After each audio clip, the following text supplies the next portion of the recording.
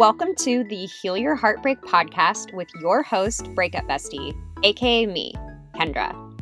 Breakups are hard, but you don't have to do it alone. Each week, I will be taking you through a different topic as it relates to breaking up, healing from heartbreak, growing in your single life, dating, and getting back into happier and healthier relationships. The goal of this show is to provide support, hope, tips, and to remind you that above all, this too shall pass.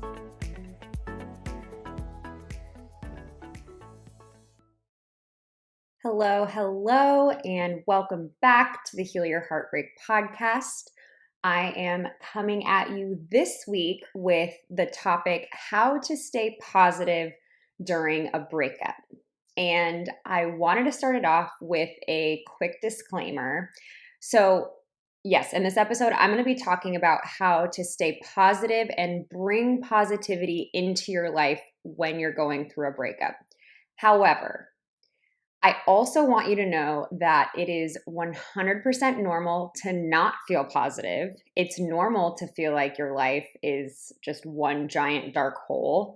And by no means do I want to communicate that you should be feeling happy and positive all the time after your breakup. But my intention with this episode is giving you some tools and some tips on how you can sprinkle in a little positivity here and there, because it is still possible. And even though even if a majority of the time you're feeling super down, it's good to have, this list in your breakup toolkit to make sure you have some ability to foster optimism, foster positivity. So, because a breakup is such a dark time, I'm going to go over my tips today on how you can bring more of that light in. So I'm going to share 6 tips with you guys today.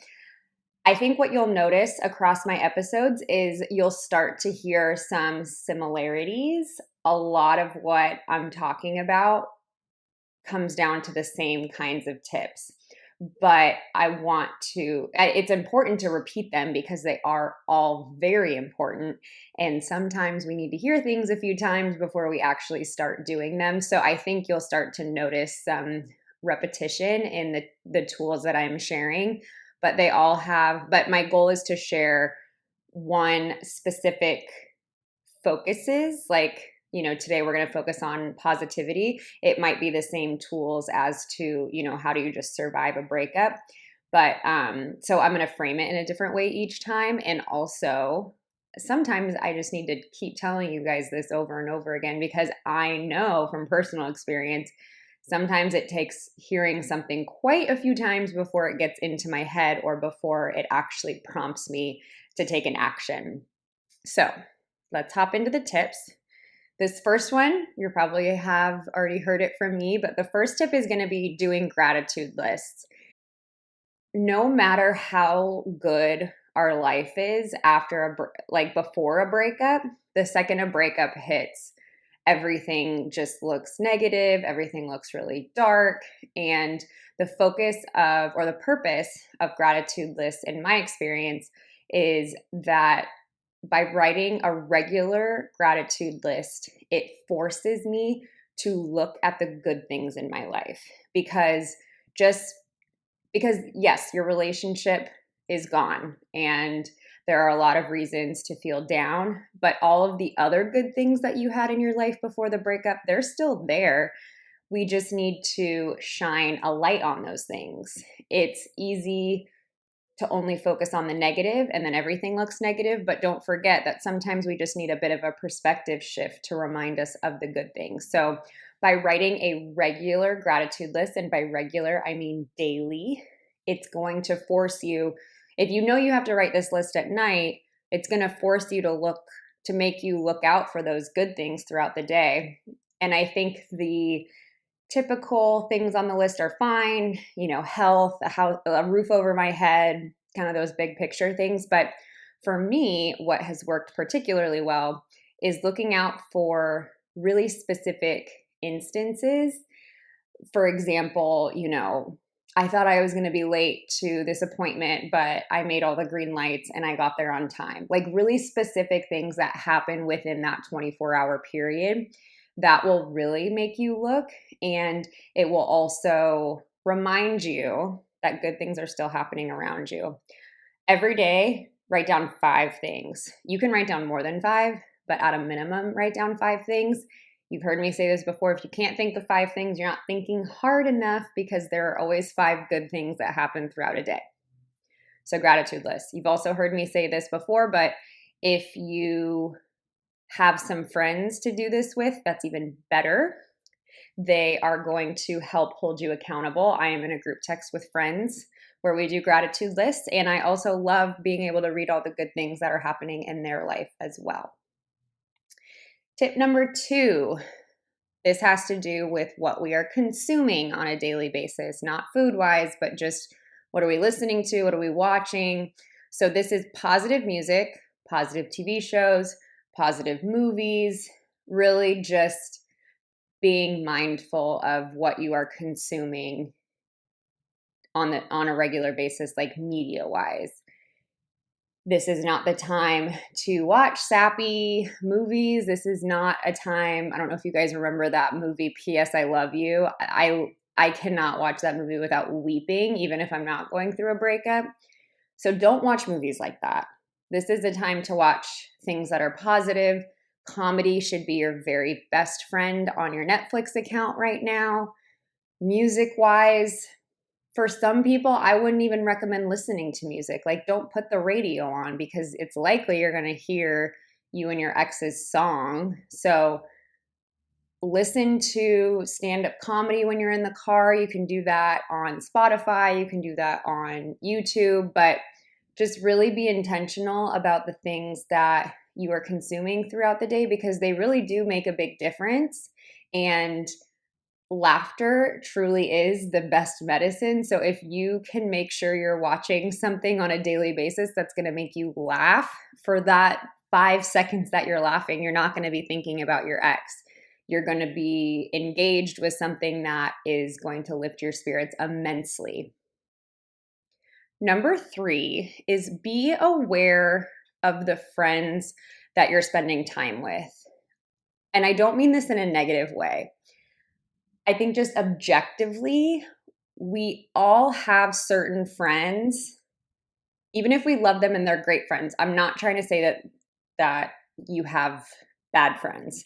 What I am saying is we all have those friends that like to harp on the negative. They're the ones that want to kind of not mope with you, but they want to vent with you. They will encourage you to say all of the negative things about your relationship, and they'll say things like, I can't believe they did that to you. I'd be so pissed if I were you. They really just egg you on. They egg on your negative emotions, and they're probably doing it with really good intentions, that they want you to see that it's a good thing that you're not in the relationship anymore. However, in the beginning, I really don't think that's something productive. So if you can take a mini break from seeing friends like that, where you're not having to participate in talking about how big of a jerk your ex is, because I don't know about you, but right after my breakup, my really good friend asked me to list out the things I didn't like about my ex, and I couldn't think of anything. And that didn't make me feel good. That just made me feel worse, because it felt like I was losing this great guy. So if you can be around friends that are going to uplift you, you guys can talk about things aside from your breakup, or maybe talk about your actual healing from the breakup, and not getting down into the negatives. And even if there are times that after a breakup, talking about the negatives are really beneficial, and I talk about it here on this show. However, in the beginning, when we're feeling really fragile and we are trying to add in as much positivity as we can, if you are, I'm going to get a little woo-woo for a second, but if you are staying in those like low negative vibes of talking badly about the relationship, it's probably just as a result going to bring down your spirits. And again, having low spirits after a breakup is normal, but it's just something to be aware of. So I want you to be really intentional about who you're spending time with. One thing that I sometimes do is I will just curiously pay attention to how I'm feeling after leaving being around certain people. I think we can all identify people that every time we leave seeing them, we feel super uplifted, we feel awesome. And then there are certain people after we spend time with, we feel really drained and really low. It's okay to have a balance of those kind of people in your life, but just in the beginning, try to lean more on, I should say, the people that are going to leave you feeling super uplifted. That worked tremendously for me. And I noticed after my breakup, I did take a break from being around certain friends, not because I didn't love them, but just because there were certain people I had in my life who were so healing for me and other people that just weren't. And that's okay. Everyone has a different capacity to be able to help. And just because you need to, spend more time with certain people doesn't mean you don't love your other friends. But that has worked really well for me. I wanted to pop on here and interrupt the episode for a quick moment to remind you that if you are going through a breakup or are still struggling with a past breakup, I have my online course, Heal Your Breakup, where I take you through my entire breakup recovery process, from detoxing your ex all the way to moving forward into happier and healthier relationships. This course includes 23 video lessons as well as a 40-page workbook where we do the work to help you heal your heart and start feeling happy and whole again. And I can promise you that it's less expensive than the hundreds of dollars I used to spend on things trying to make myself feel better. To learn more about the course, go to healyourbreakupcourse.com. And as a special offer to my incredible podcast listeners, you can use the code podcast for $28 off the course price. I also have something special coming up on June 25th. I am partnering with Breakup Support Group, which is an incredible Facebook support group. And I am doing a Facebook Live on their page. For my male listeners, this is an awesome support group as well. There are quite a few men in there, and I know as a male going through a breakup, it can be tough because there are less resources. So they are an amazing place for you to join on there as well. But I will be discussing the no contact rule, and then I will be opening it up for live questions. So if you're not already part of their group, I will add the link to the show notes on the episode today. And now let's get back to the episode. So, tip number 4 on adding more positivity into your life and staying optimistic after your breakup is I want you to make a list of 25 things that you like about yourself. This probably seems like a very weird, daunting task. The first time I was given this exercise by someone, I thought, you must be out of your mind. I didn't think that complimenting myself was a good thing. I thought it meant I was egotistical, but being able to point out positive things about yourself is so healing. It's so loving. Does not mean that you're cocky or egotistical. It is an amazing act of self-love. So this is not going to be, and for some of you, it may not be an easy exercise. For me, it was very difficult and it took me quite a while to get it done. But I want you to start off by just writing what comes to mind. This can be on the outside. I want you to make sure there's a good balance of external and internal things. So things you like about your physicality, things you like on the inside. What are your favorite characteristics about yourself? What are you really good at? Write down as many as you can think of. And if you end up getting stuck, ask your friends. Say, hey, I'm doing this exercise that I heard on a podcast and I would love some help. Ask them to identify their favorite things about you. Not only will this help you complete your exercise, but it's really hard sometimes to see ourselves the way other people see us. And it's really reassuring to know how our best friends see us. We're too close a lot of the time, and we're so hard on ourselves. We're our biggest critics. So this can be a great positive exercise for you to know how adored you are, how loved you are, and how other people see you. So make that list of 25 things.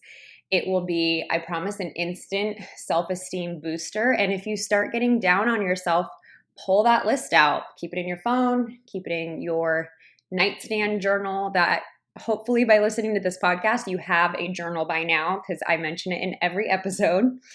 But try doing that. I can absolutely assure you that you will be feeling a lot more positive after doing it. Tip number 5 is don't fall into the comparison trap on social media. We can do this. I mean, we do this all the time, regardless of if we're going through a breakup. It's easy to look at all these fitness influencers and think, I'll never look like that, therefore I'm not good enough. It's easy to see people wearing all these clothes that we can't afford and having this style that maybe just isn't us. It's just on a regular basis easy to fall into that comparison trap, but after going through a breakup, it can become a lot more intensified. Not only are we probably still comparing ourselves to other women, but we are also looking at these couple goal photos. We're looking at people getting engaged. We're looking at people getting married. It's just really easy to go into a really dark place after doing that. So I'm not going to necessarily recommend not going on social media, because I do think there are a lot of benefits to it. Being able to distract yourself, looking at productive and helpful accounts. So I don't want to say don't go on social media, but again, this is more about paying close attention and being really intentional about where you're putting your energy on social media.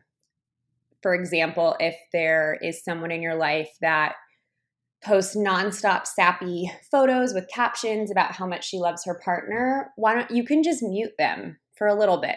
It doesn't have to be permanently, but you can just mute them for a little bit and give yourself a break from, I think our ego tries to trick us a lot of the time after a breakup, and tries to trick us into thinking that we can handle a lot of things.